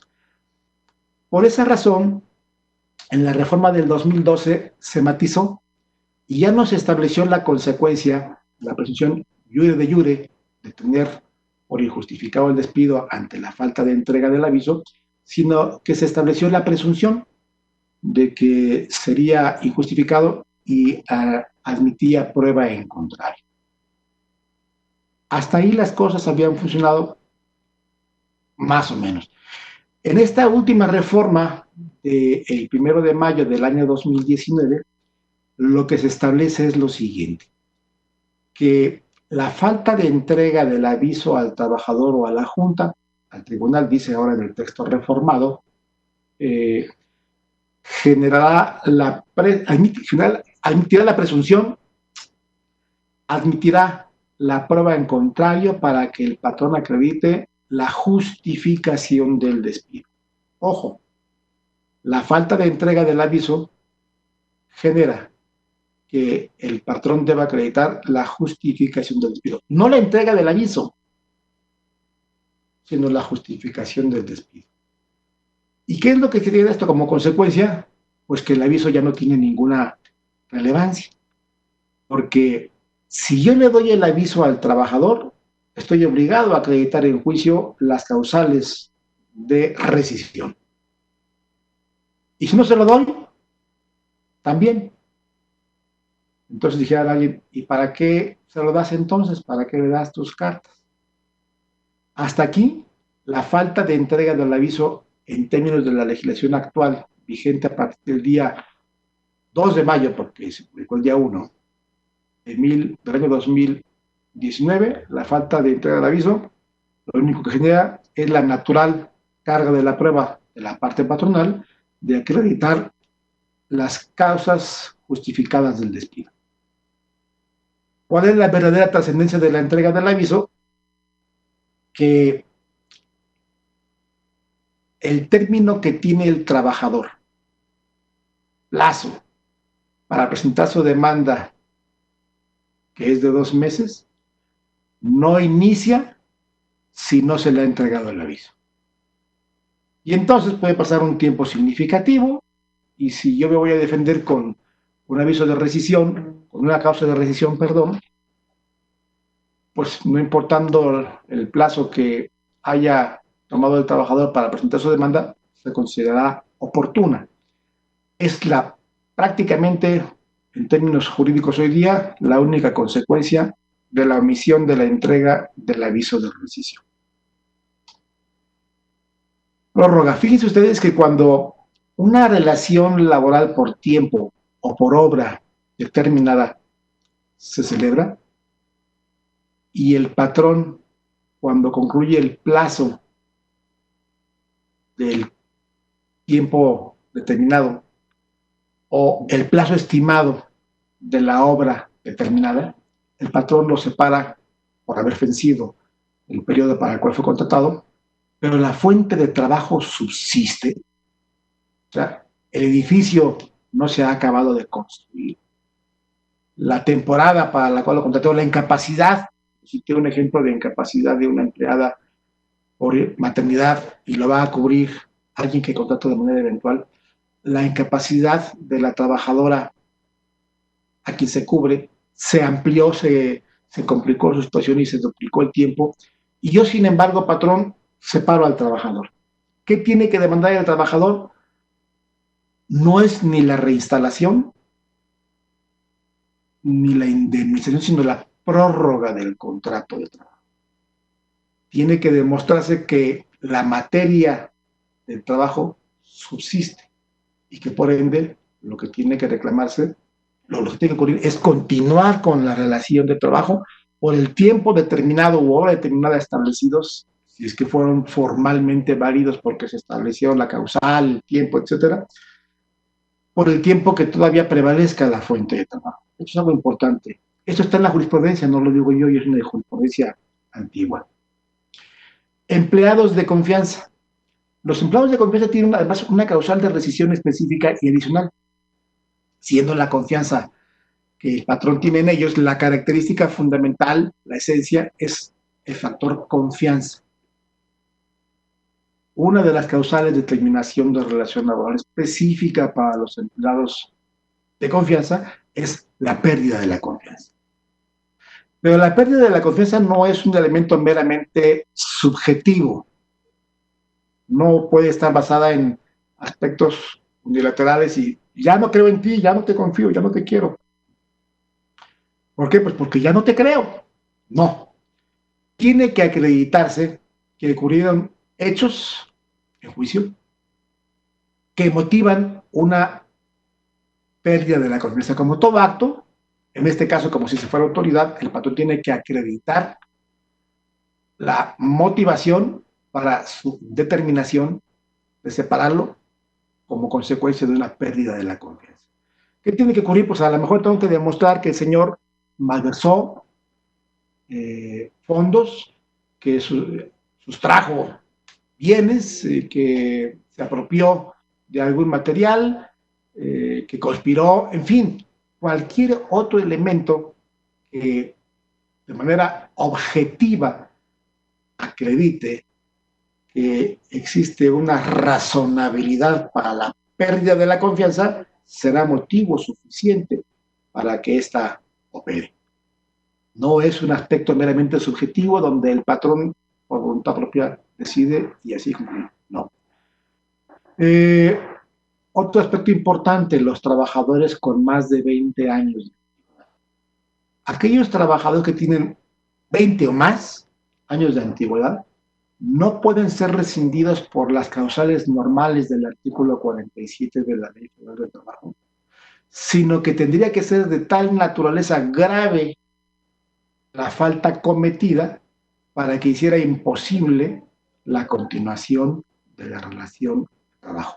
De manera que un trabajador que tenga 20 años de antigüedad no se le puede separar simplemente porque faltó 3 días en un periodo, más de 3 días, perdón, más de 3 días en un periodo de 30 días en términos de la fracción décima del artículo 47. ¿No? Esa es una razón justificada, pero no es de tal naturaleza grave que haga imposible la continuación de la relación. Hay que ir al caso concreto para determinar cuál es una circunstancia verdaderamente de naturaleza grave que justifique una conclusión de la relación.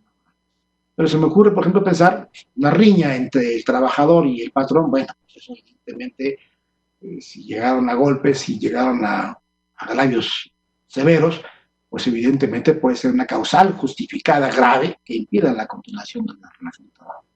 Pero, por ejemplo, hay regionalismos en el país. Nuestro país es un mosaico de costumbres y de hábitos. Me tocó a mí el caso de trabajadores de la industria de la construcción, donde el patrón se sintió muy agraviado y muy ofendido porque fue una obra en Alvarado, Veracruz, y lo recibieron, pues no precisamente con saludos y alabanzas, sino prácticamente con mentadas de madre, y pues diciéndole que era hijo de no sé quién, pero es que así se hablan, así se saludan con mucho cariño y con mucho afecto, por ejemplo, en Alvarado de Veracruz, pero también en diferentes partes del país. Hay vocablos muy propios de ciertas regiones que a los de otras distintas pues les constituye un agravio, una ofensa. Y entonces pues hay que también tener muy presente para determinar la causal de una rescisión que sea de estos aspectos subjetivos, la época y el lugar en el que ocurre. La época, porque ubicámonos en los tiempos presentes, ubicámonos en por ejemplo, el Barrio de Veracruz, y ubiquémonos en un estadio. También tuve ahí alguna participación en un conflicto donde pues, jugaban dos adversarios en el fútbol nacional, los más conocidos deportivamente adversarios, América y Guadalajara, y entonces siendo adversarios se encontraban patrón y trabajador en un estadio y se recordaron a su árbol genealógico mutuamente. Al calor del partido de fútbol, bueno, también hay que considerar lo que son las condiciones y el contexto, tiempo, lugar en lo que se llevan a cabo los hechos. Para poder determinar subjetivamente si verdaderamente hay una intencionalidad y ese acto generó o no generó la consecuencia necesaria, la afectación pertinente para que dé lugar a una terminación de la relación de trabajo. Vamos casi acabando. Cláusula de exclusión. ¿Qué es la cláusula de exclusión y cómo impacta y qué genera en la relación de trabajo y en la conclusión de una relación laboral? Históricamente, en los contratos colectivos de trabajo, los sindicatos imponían dos cláusulas de exclusión para de alguna manera estar resguardando sus intereses y garantizando su sobrevivencia. Uno, la cláusula de exclusión por admisión y dos, la cláusula de exclusión por separación. ¿En qué consisten estas? La cláusula de exclusión por admisión consiste en que el patrón, establece que el patrón solamente podría contratar gente, personal, trabajador, que perteneciera al sindicato. Por eso se dice que los sindicatos son dueños de las plazas, porque dado que ellos son los que proponen a los trabajadores para ocupar las plazas, y está pactado que solamente se puede contratar a trabajadores que pertenezcan al sindicato, un requisito para ingresar a trabajar a una empresa es afiliarse al sindicato. La cláusula de exclusión por admisión solamente puedes contratar a quienes sean mis afiliados. Y la cláusula de exclusión por separación consiste en que trabajador que esté agremiado a mi sindicato, que yo lo separe, los sindicatos,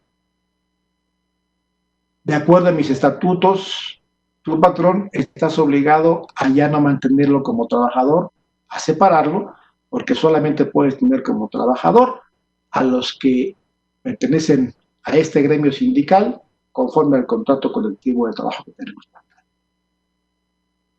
Esta cláusula de exclusión por separación ya fue declarada inconstitucional. Claramente lo es, porque afecta el derecho de libre afiliación, de libre asociación del trabajador y afecta su derecho del quinto constitucional a desempeñarse libremente en la actividad que él desee realizar y por tanto ya fue declarada inconstitucional. Un paréntesis, lo dejo para el debate, para la reflexión.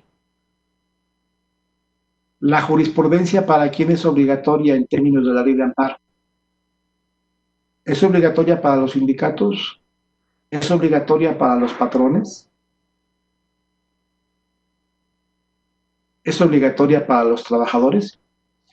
La ley de amparo lo que establece es que son obligatorias para los tribunales inferiores al que emite la jurisprudencia, comprendidos dentro de su área de influencia o dentro de su circuito. Es decir, si es el pleno de la Corte, es obligatoria para las salas, y de ahí para abajo, tenemos el circuito, tribunales colegiados, unitarios y jueces. Si es un colegiado el que la emitió, pues será obligatoria para todos los tribunales del circuito jurisdiccional de amparo al que corresponda. Pero no establece que sean obligatorias para las empresas y para los trabajadores y para los sindicatos. Tendrían que acudir a un juicio para que finalmente derivara en que, de acuerdo a esa jurisprudencia, la cláusula va contra la Constitución y por tanto debe inaplicarse. Y por ello todavía hay contratos que las mantienen, que las siguen existiendo, que las siguen aplicando y que cuando el trabajador, que ahora de acuerdo termina la reforma de mayo pasado, del año anterior, tiene la libertad de decir, no pago mis cuotas sindicales, no quiero que me las cobres tú, patrón, no quiero que me las retengas, no quiero pertenecer a este sindicato, Es más, no quiere pertenecer a ningún sindicato y no por eso deberían de separarlo. Eh, en esa consecuencia, hoy día esto tiene una pugna tremenda con esas cláusulas de exclusión, pero la empresa que tiene un contrato colectivo con un sindicato que tiene establecida esta cláusula, que el sindicato le comunica, oye, separé a este trabajador y por tanto, sepáralo, ¿qué cree que va a hacer la empresa? Proteger al trabajador individualmente considerado o enfrentarse a la disputa y al conflicto con el sindicato que va a afectar su productividad, que puede también afectar el funcionamiento de la empresa, que puede verse peligro por un emplazamiento a huelga por violación al contrato colectivo de trabajo o por lo que al sindicato se le ocurra. Ahora ya con los requisitos de representatividad que establece también la reforma laboral, ¿qué creen ustedes que va a hacer la empresa? Entonces, el caso para nuestro tema es cuáles serían los derechos que tiene el trabajador que es separado de su empleo como consecuencia de que fue excluido del sindicato. Amparado esto por la cláusula de exclusión por separación establecida en el contrato colectivo de trabajo. Como el patrón no tomó la decisión de separarlo, el patrón no tiene responsabilidad alguna de la separación. Cumple lo que establece el contrato colectivo de trabajo pactado de manera colectiva con el sindicato. Separa el patrón al trabajador y el trabajador tiene ante el patrón el derecho a que se le cubra su prima de antigüedad. Y tiene derecho a reclamarle al sindicato el pago de los daños y perjuicios provocados por la separación injustificada que haya hecho de él, y esos pagos, esos daños y perjuicios se hacen consistir en los 3 meses de indemnización y los salarios caídos que la empresa debería de haberle cubierto y que por la cláusula y el sindicato no le pudo pagar y por ende los tiene que asumir el sindicato a título de daños y perjuicios. Esto es lo que opera. Pocos juicios de esa naturaleza, pero existen y vale la pena que tengamos conocimiento de cómo operan. Había preparado yo un análisis detallado de cada una de las fracciones de las causales de rescisión, pero como reitero que sin duda alguna, de manera muy superior a mí, lo hizo Carlos de Buen, pues no tiene ya sentido que yo lo abone, que yo lo establezca. Se les voy a pasar yo esta presentación, la voy a dejar aquí con la Escuela Judicial para que si desean compartirla, pues la tengan ustedes en su poder. Ya vimos la insumisión del arbitraje, ya vimos el reajuste de personal. Las causas colectivas de la terminación de relación laboral están establecidas en el artículo 434 de la Ley Federal del Trabajo y consisten en que caso fortuito, fuerza mayor, incosteabilidad de la fuente de trabajo, falta de insumos para operar y varias más de las que ahí están establecidas.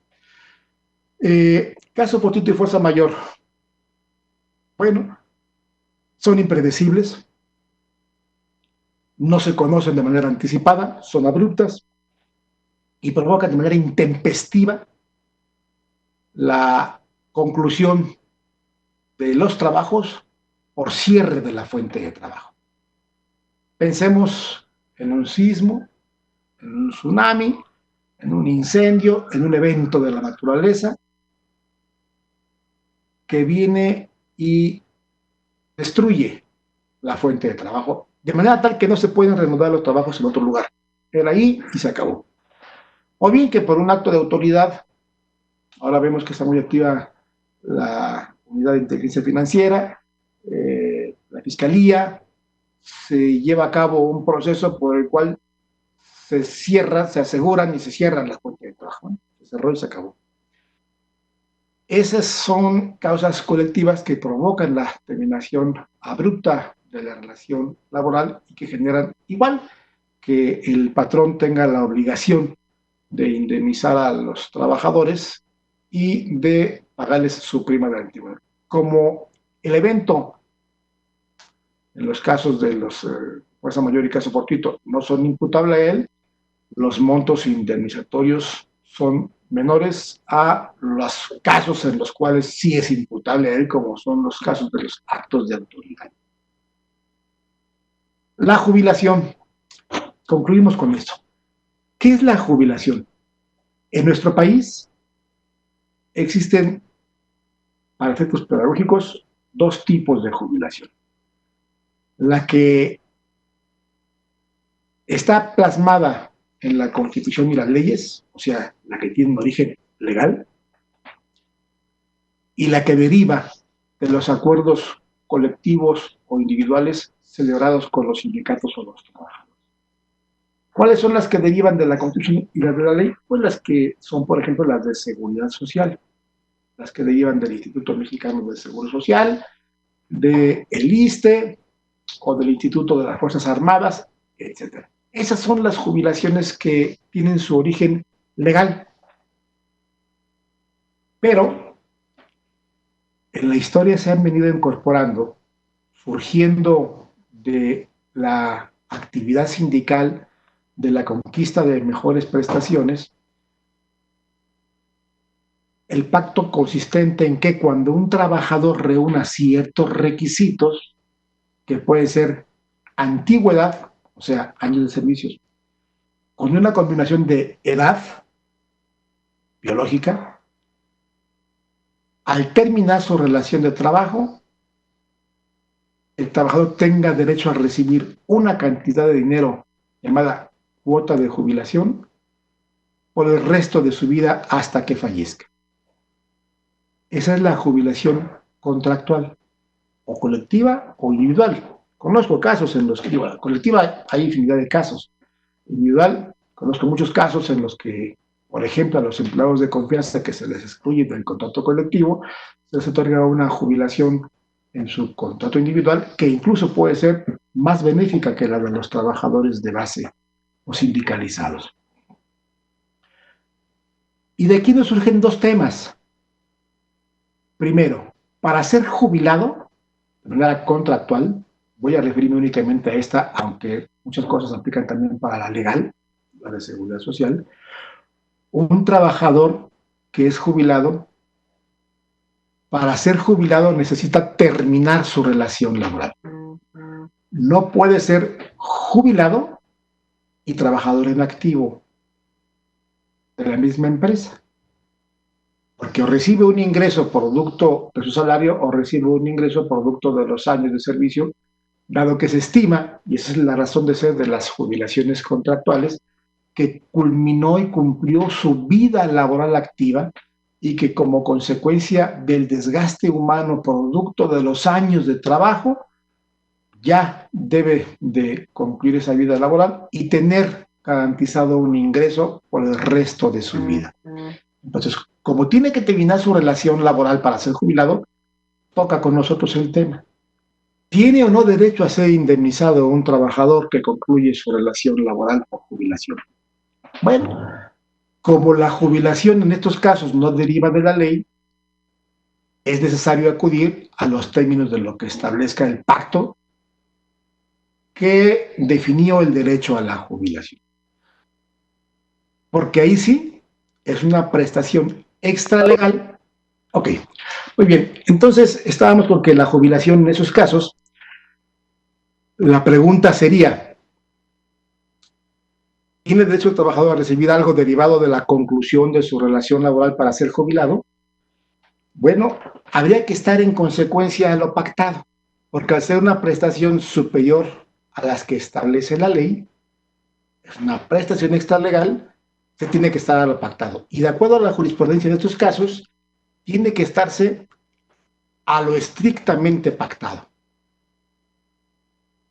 De tal manera que si el contrato colectivo establece, o el pacto individual, que para tener derecho a la jubilación no tendrá derecho a una indemnización por separación, eso opera. Si el pacto establece que independientemente de los derechos indemnizatorios tiene derecho a la jubilación, así operará. Tendrá derecho a una indemnización por la conclusión de su relación laboral y tendrá derecho a una cuota de jubilación producto de la aplicación de esta figura. Tiene derecho también, por supuesto, a la prima de antigüedad, en los términos que ya lo hemos establecido. ¿Cuál es la naturaleza de la relación jurídica que mantiene un ex trabajador en activo, hoy jubilado, con el que fuera su patrón y a cuyo cargo hoy corre el pagar las cuotas de jubilación? ¿Qué naturaleza tiene? ¿Es laboral? ¿Sigue siendo el tribunal laboral el competente para resolver las diferencias entre un jubilado y el ex patrón hoy a cuyo cargo está la cuota de jubilación? Bueno, la jurisprudencia lo ha definido. Si bien no es trabajador en activo, sí lo que él recibe y la relación que le une con el patrón es producto de una relación jurídica y por tanto es la proyección de la relación laboral que sostuvieron. De manera que siguen siendo prestaciones de carácter laboral, lo cual es indiscutible, y los incumplimientos, faltas, defectos, impactos y consecuencias son también de naturaleza laboral y por ende son reclamables ante la jurisdicción de los tribunales laborales próximamente, hoy juntas de conciliación y arbitraje. Pues con esto concluimos esta parte. Quiero agradecer a la Escuela Judicial, al Consejo de la Judicatura del Estado de México y al Tribunal Superior de Justicia esta oportunidad, a todos ustedes, y reiterarles mis datos para el efecto de que cualquier duda, pues con mucho gusto intentemos desahogárselas y no ampliárselas. También gracias al Instituto de Posgrado en Derecho, que participa con este esfuerzo y esperemos pronto verlos en las líneas terminales. Muchas gracias a todos y que tengan muy buena tarde. Enhorabuena y hasta luego.